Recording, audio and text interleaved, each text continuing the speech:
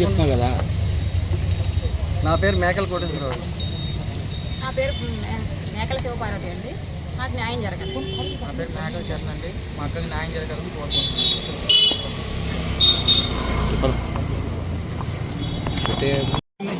చెప్పు సార్, నేను మేకల కోటేశ్వరరావు సార్. మా అమ్మాయి మేకల జాహింది.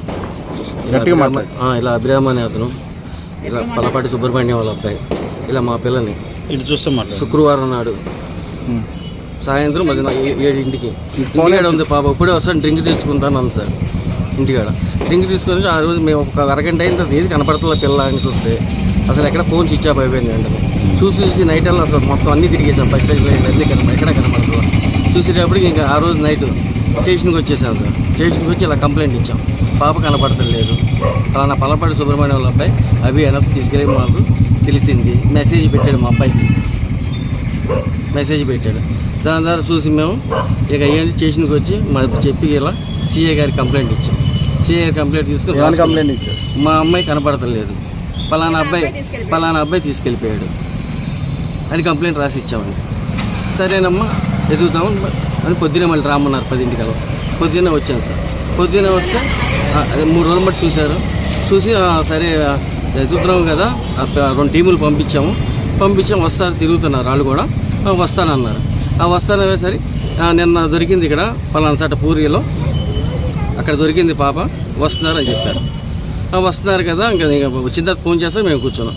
అప్పుడు దాకా నా మీద ఇంకా ఎవరు ఫోన్ చేయాలి. అప్పుడు దాకా ఏం జరుగుతుందో నాకు తెలియదు. సరే పలానా రండి మాట్లాడదాము, పాప వస్తుంది కదా అని చెప్పేసి పలానా రాము వస్తే ఇక్కడ మామూలుగా వచ్చిన తర్వాత నాకు ఇది ఎలా మాట్లాడతారు మామూలుగా.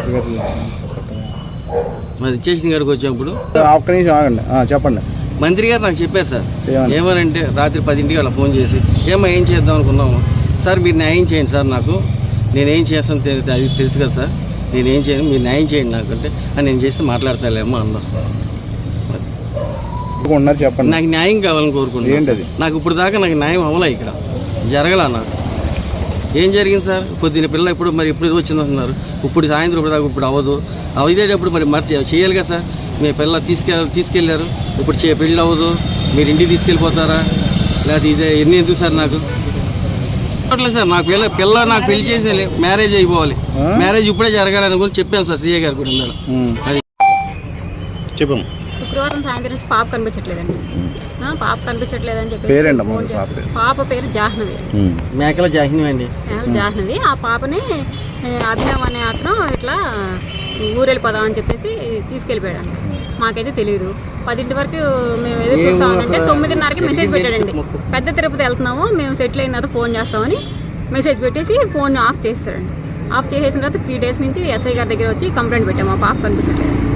ఎస్ఐ గారేమో కనుక్కుంటామమ్మా చేస్తామమ్మా అని అంటానే ఉన్నారు. వైజాగ్లో ఉన్నాయి, పాపను తీసుకొస్తాం అని అన్నారు. మీరు కంప్లైంట్ ఏమని పెట్టారు? పాపని అభినవ్ అతను తీసుకెళ్ళిపోయాడు.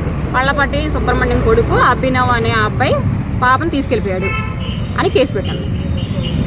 అది మాకు న్యాయం జరగాలని చెప్పేసి సిఐ గారి దగ్గరికి వస్తే సిఐ గారు చూస్తున్నామమ్మా ఎదుగుతున్నామమ్మా అన్నారు. తర్వాత 3 days అయిన తర్వాత మినిస్టర్ గారు ఫోన్ చేసి ఏంటి మీ పాపను ఏం చేస్తారు, ఏం చేద్దాం అనుకున్నారు, పలానా చోట దొరికారు అని చెప్తున్నారండి. మాకు న్యాయం చేయండి అని అడిగామండి. మంత్రి గారు మాకు న్యాయం చేయండి అని, మీరే చేయండి, ఏం చేస్తారో అని చెప్పాం. 5 days అయిపోయింది, ఇప్పటికి 5 రోజులు అయిపోయిన తర్వాత మీరు ఇట్లా ఫోన్ చేసి ఇట్లా అంటే మేమేం చెప్తామండి, మీరే న్యాయం చేయండి అని అడిగాము. అది వీళ్ళేమో ఇప్పుడు నేను పెళ్లి చేసుకోము, 2 years అయిన తర్వాత మేము సెటిల్ అయిన తర్వాత మా అబ్బాయి సెటిల్ అయిన తర్వాత పెళ్లి చేస్తాము, మేము ఇప్పుడు పెళ్లి చేయము అని చెప్తున్నారు. 2 సంవత్సరాలు ఎవరింట్లో పెట్టుకుంటాం, మేము ఏం చేసుకున్నాం మా పాపని. 5 రోజులు ఆ అబ్బాయితో తీసుకొచ్చి ఇప్పుడు నేను 2 సంవత్సరాలు ఏదో పెళ్లి చేసుకుంటానని చెప్తున్నాడు. ఇది న్యాయమేనా? మీకేం కావాలమ్మా? మాకు న్యాయం కావాలి. న్యాయం అంటే ఏంటి?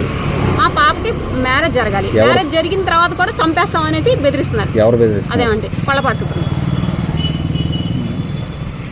మంత్రి గారికి న్యాయం చేస్తున్నారు. ఇప్పుడు మంత్రి గారు చెప్పి మీరు పాపతో పెళ్లి చేయించినా కూడా చంపేస్తామని చెప్తున్నారు. చంపించేస్తాం, ఏం చేస్తారు, మీరేం చేస్తారు, మీరేం చేయలేరు అని అంటున్నాడు. ఏంటి మాకు న్యాయం ఎట్లా జరుగుద్ది మీరు చెప్పండి. ఇప్పుడు ఏమన్నారు పోలీసు వాళ్ళు? ఏమన్నారు పోలీసు వాళ్ళు? 31 తారీఖు రండి అండి, మీరు మాట్లాడదాం, ఇద్దరితో మాట్లాడదాం అని అంటున్నారు. అప్పుడు దాకా పాపని ఏదో హాస్టల్లో పెడతాం అని అబ్బాయిని అబ్బాయిని వాళ్ళ ఇంటికి తీసుకెళ్ళిపోతాను.